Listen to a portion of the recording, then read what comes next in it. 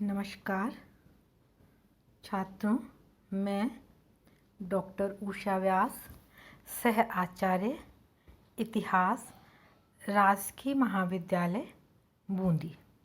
मैं आज आपको एमए फाइनल के पेपर्स के बारे में, पेपर्स और उनके सिलेबस के बारे में सामान्य जानकारी दूंगी। तत्पश्चात मैं जो छठा पेपर है आपका विमेन इन इंडियन हिस्ट्री, भारतीय इतिहास में महिलाएं के बारे में थोड़ा विस्तार से जानकारी दूंगी।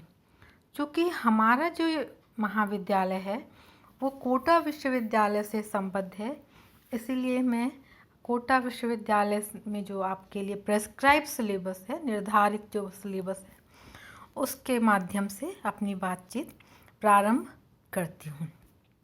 आपका जो ये इसका 5 पेपर हैं आपके एमए फाइनल में। पहला पेपर है आपका मध्यकालीन, 5 पेपर हैं, इसमें से 3 जो हैं आपके कंपलसरी हैं। पहला मध्यकालीन राजस्थान। मध्यकालीन राजस्थान ये 1176 से यानी मोहम्मद गोरी से प्रारंभ करके 1743 ईस्वी तक आपको मध्यकालीन राजस्थान का अध्ययन करना है। ये आपका पहला अनिवार्य पेपर है। इसमें पूरा जो आपका मध्यकाल है वो तुर्कों से लेकर के उधर मुगलों का जब पतन प्रारंभ हो जाता है तब तक का इसमें आपको अध्ययन करना है। दूसरा जो पेपर है आपका वो है भारतीय इतिहास में महिलाएं। ये भी अनिवार्य पेपर है। इसके बारे में अभी थोड़ी देर बाद मैं आपको विस्तार से जानकारी दूंगी। तीसरा पेपर है historical application in tourism with special reference to Rajasthan. Rajasthan के विशेष संदर्भ में पर्यटन के ऐतिहासिक अनुप्रयोग। इसमें जो है, इस पेपर में आपको पर्यटन क्या है, पर्यटन में गाइड की क्या भूमिका है, भारत के क्या पर्यटन स्थल हैं, राजस्थान के प्रमुख पर्यटन स्थल, राजस्थान की संस्कृति, मेले, त्योहार, यहाँ का लोक संगीत, इस सब का आपको अध्ययन करना है। साथ ही इसमें भारत सरकार की और राजस्थान सरकार की पर्यटन की जो नीति है, पर्यटन से संबंधित, जिससे कि पर्यटन का विकास हो, उसके बारे में भी आपको जानकारी होगी। तो इस तरह से आपके ये तीनों जो हैं अनिवार्य पेपर हैं। पहला मध्यकालीन राजस्थान, दूसरा भारतीय इतिहास में महिलाएं, और तीसरा जो है पर्यटन वाला राजस्थान के विशेष संदर्भ में।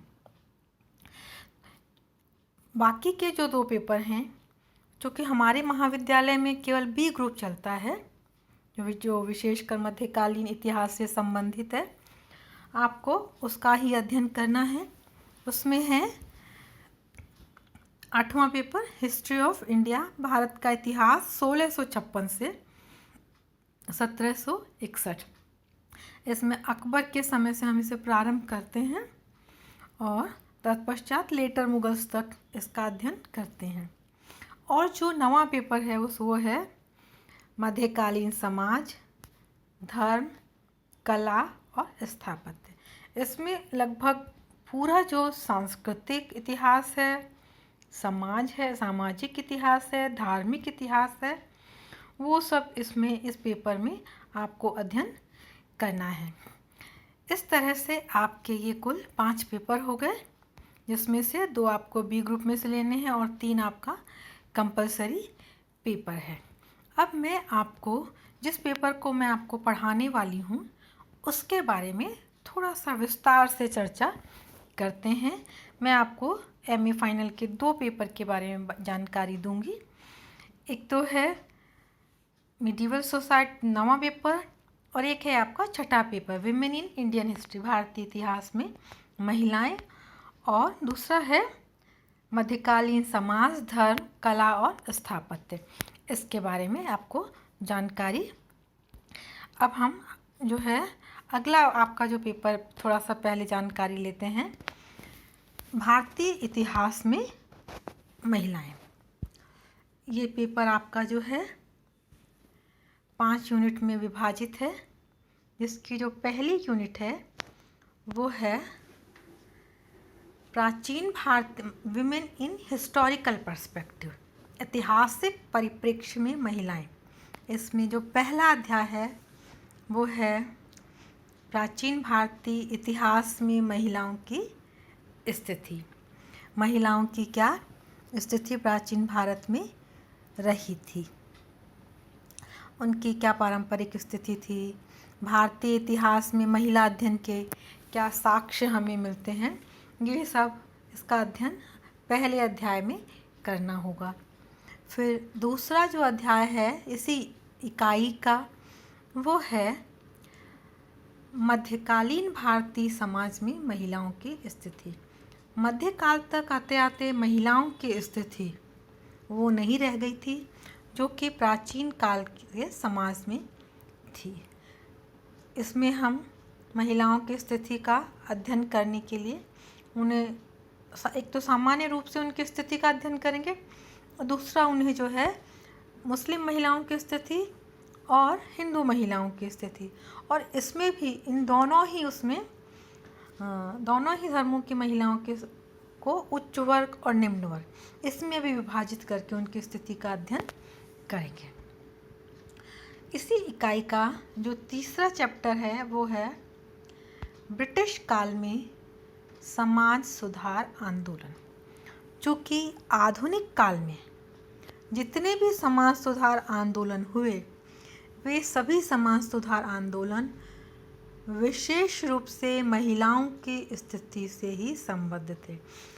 इसमें ब्रह्म समाज से लेकर के आर्य समाज, बाद में ईश्वरचंद्र विद्यासागर, मेहराम मलाबारी, ये जो जितने भी सारे ब्रिटिश काल में समाज सुधार आंदोलन हुए इसका अध्ययन हम इस तृतीय अध्याय में करेंगे, इकाई प्रथम के। अब हम इसका जो दूसरी इकाई है उसके बारे में जब जानकारी प्राप्त करते हैं, इसमें महिलाओं के कानूनी अधिकारों का विषय रखा गया है दूसरी इकाई में। और महिलाओं के जो कानूनी अधिकार हैं उसमें इकाई 2 का जो पहला अध्याय है उसमें है कॉलोनियल पीरियड में, औपनिवेशिक काल में महिलाओं से संबंधित जो सामाजिक कानून, सोशल लेजिस्लेशन पास किए गए थे उनके बारे में पहला अध्याय है।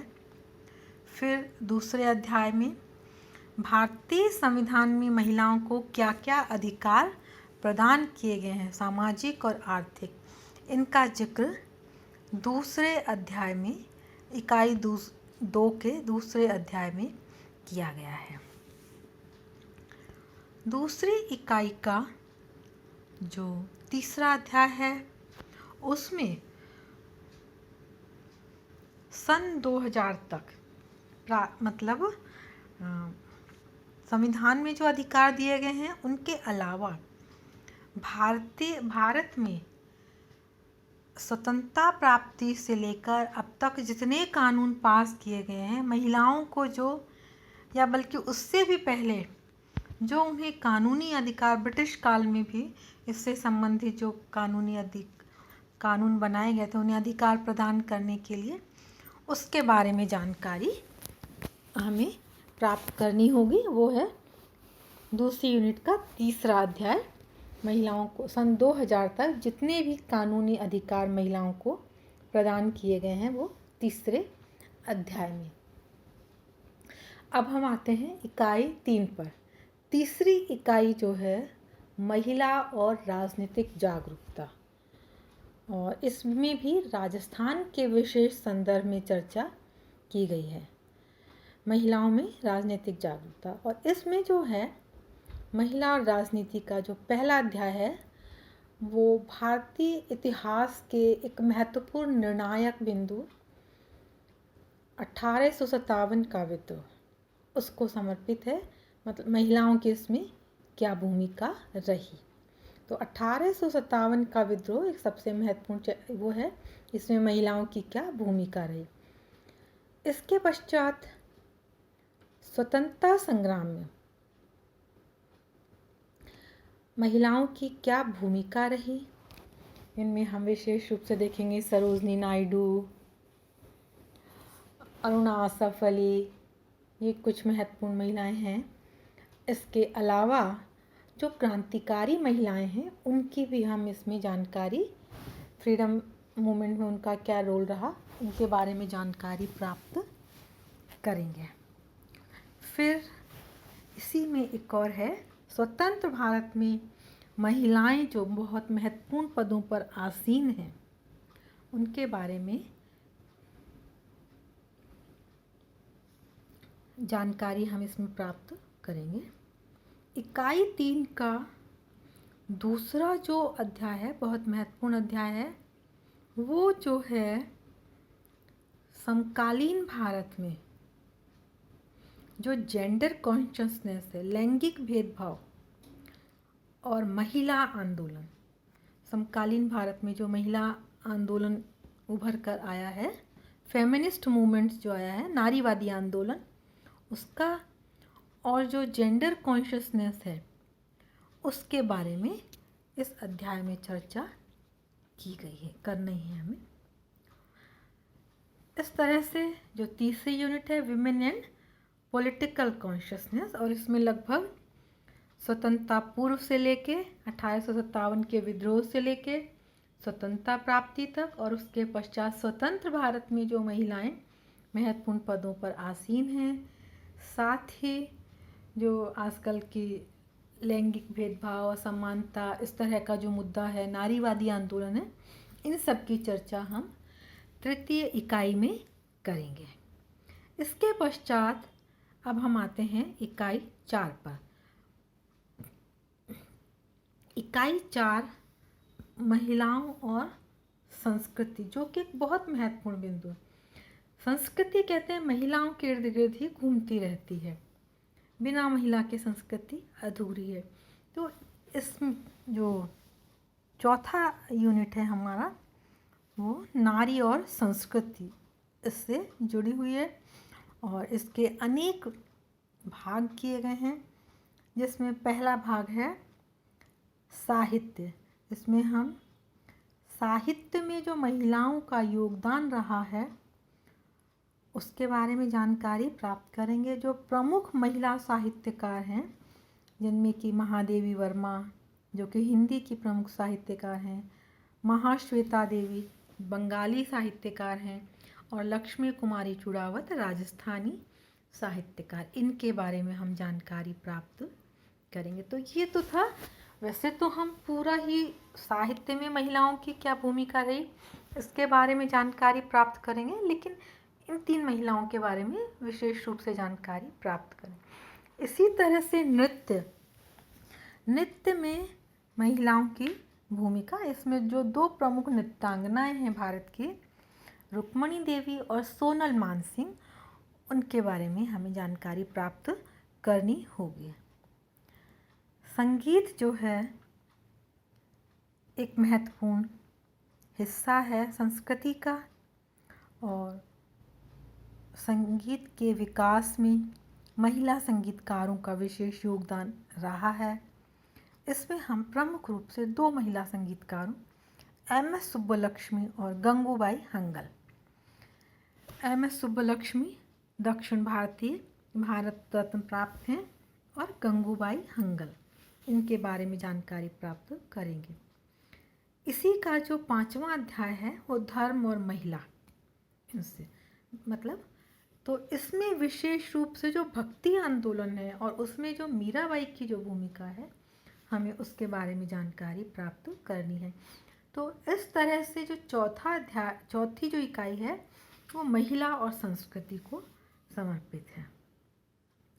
तो इस तरह से अब हम देखते हैं जो 5वीं इकाई है, इसमें 2 अध्याय हैं, और जो पहला अध्याय है problems of women at work place, कार्यस्थल पर महिला कामगारों के क्या समस्याएं आती हैं, इससे पहला हमारा अध्याय है। दूसरा जो अध्याय है वो राष्ट्रीय अर्थव्यवस्था या जो राष्ट्र का आर्थिक जीवन है उसमें महिलाओं का क्या योगदान है। और महिलाओं का योगदान कोई छोटा मोटा योगदान नहीं है, उसमें इनके उस योगदान में जो उनका जो घर पे रह के काम किया जाता है उसकी भी गणना होनी चाहिए। कृषि क्षेत्र में महिलाएं जो योगदान देती हैं उसकी चर्चा करनी चाहिए। इसके अलावा उद्योग और सर्विस सेक्टर, जो नौकरियों में जो महिलाएं कार्यरत हैं उनके बारे में, इस बारे में हमें जानकारी प्राप्त करनी है। तो इस तरह से आपका ये जो छठा पेपर है ये 5 प्रमुख इकाइयों में विभाजित है, जिसमें पहली प्रमुख इकाई है ऐतिहासिक पर्सपेक्टिव या संदर्भ में महिलाओं की क्या स्थिति रही। दूसरी इकाई में महिलाओं के क्या कानूनी अधिकार थे, जिसमें अंग्रेज़ों के काल से लेके स्वतंत्रता प्राप्ति तक, उसके पश्चात और सन 2000 तक महिलाओं के क्या कानूनी अधिकार प्रदान किए गए, इसके बारे में जानकारी प्राप्त करनी होगी। तीसरी इकाई में महिलाओं और राजनीतिक जागरूकता, इसमें 1857 स्वतंत्रता आंदोलन और स्वतंत्रता के पश्चात राजनीति में महिलाएं, इन सब के बारे में अध्ययन करना होगा। इसी में नारीवादी आंदोलन और जो लैंगिक जागरूकता या भेदभाव है उस पर अध्ययन करना होगा। चौथा जो है संस्कृति और महिलाओं से संबंधित इकाई है। और 5वीं जो इकाई है कार्यस्थल और महिलाएं, उनके समक्ष जो समस्याएं आती हैं, उन्हें किन किन समस्याओं का सामना करना पड़ता है, इसका अध्ययन। और राष्ट्रीय जीवन में विभिन्न क्षेत्रों में महिलाओं का योगदान इस 5वीं यूनिट में है। इस पेपर के लिए आपको जो पढ़ने योग्य कुछ प्रमुख पुस्तकें हैं उनका मैं आपको जिक्र करती हूँ। वैसे आपके सिलेबस में पुस्तकों का नाम दिया हुआ है, फिर भी मैं जो है आपको, जैसे elite women in Indian politics, भारतीय राजनीति में कुलीन महिलाएं, विजय एग्न्यू की पुस्तक है। दूसरी एक महत्वपूर्ण पुस्तक है अल्तेकर की position of women in Hindu civilization, Hindu सभ्यता में महिलाओं की स्थिति। इसके अलावा एक पुस्तक है रे एंड बासु की women struggle A history of the all India women conference, जो महिलाओं का एक संगठन था ऑल इंडिया वुमेन्स कॉन्फ्रेंस, उसकी जानकारी उनकी पुस्तक में दी गई है। और यदि हमें मॉडर्न भारत में महिलाओं की स्थिति की जानकारी प्राप्त करनी है तो इसके लिए सबसे अच्छी पुस्तक है नीरा देसाई की women in modern India, Bharatiya Samaj में महिलाएं और सामाजिक परिवर्तन, इसकी जानकारी प्राप्त करने के लिए एक पुस्तक है जेना एवरसेंट की, अच्छी पुस्तक है। मध्यकाल में महिलाओं की स्थिति के बारे में जानकारी के लिए रेखा मिश्रा की पुस्तक है। और भारतीय स्वतंत्रता और उसके पश्चात महिलाओं की स्थिति के बारे में जानकारी के लिए एक बहुत अच्छी पुस्तक है अपर्णा बसु और भारती राज की। उनकी पुस्तक का नाम है freedom to independence, women in 50 years of India's independence, भारतीय स्वतंत्रता के 50 वर्ष और महिलाएं, ये अपर्णा बसु और भारती राज की पुस्तक है। राजस्थान के विशेष संदर्भ में जिस पुस्तक का मैं उल्लेख करना चाहूँगी वो है डॉक्टर शशि अरोड़ा की, उनकी पुस्तक है राजस्थान में नारी की स्थिति। यह भी एक आपके अध्ययन में बहुत सहायक पुस्तक होगी। मध्यकालीन राजस्थान का सामाजिक जीवन सामान्य रूप से एक पुस्तक है डॉक्टर जी.एन. शर्मा, जो कि राजस्थान के बड़े इतिहासकार रहे हैं। Women power, India's women power पुस्तक है तारा अली बेग की। दो और पुस्तकों का, एक और पुस्तक का मैं जिक्र करना चाहूँगी, वो है महिलाएं एवं स्वराज। ये पुस्तक आशा वोहरा द्वारा लिखी गई है। उम्मीद करती हूँ कि कि आपको इस पेपर के बारे में जो मैंने सामान्य जानकारी दी है वो काफ़ी उपयोगी होगी। और अगले अध्याय में हम इस पेपर का जो प्रथम अध्याय है women in historical perspective, women in Indian historical perspective, उसका जो प्रथम अध्याय है position of women in ancient India, प्राचीन भारत में महिलाओं की स्थिति, इसके बारे में अध्ययन करेंगे। धन्यवाद।